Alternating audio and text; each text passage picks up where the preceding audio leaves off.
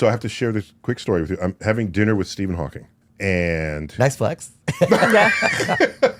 And so I was talking about Isaac Newton, where he did not figure out that the solar system was stable using his own equations, okay?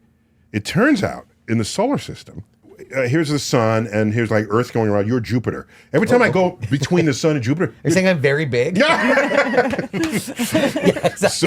No, I'm saying you're gaseous. I've been working to get to Mars. I'm saying you're bulbous and gaseous. So Earth comes around and it feels you tug a little because you're closer here, right? And then over here and it comes back around, it feels a little tug. So all these little tugs, he knew that if this continued, Earth would just fly out of its orbit.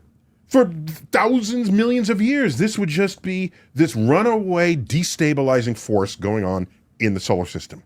And so you know what he said? He said, God must step in and fix things. Newton because that's how badass he is. He said, I know my equations I can't work. do it. No, so the only thing, because we see a stable solar system. Okay.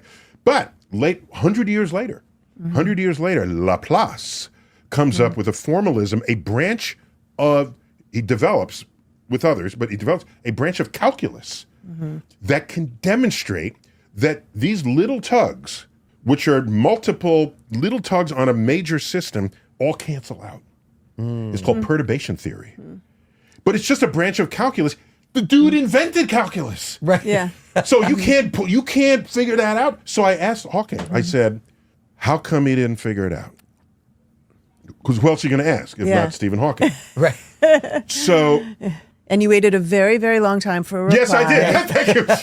So I went on to other conversations, Yes. right? And when he was ready... Like I finished my entire meal. With his eye blinks, he's assembling the answer. Wow. And it must have been 20 minutes. 20 minutes later, he said something simple and brilliant. He said, you can't think of everything. That took him 20 minutes to type? No. You can't think of everything. And I said, that is so beautiful.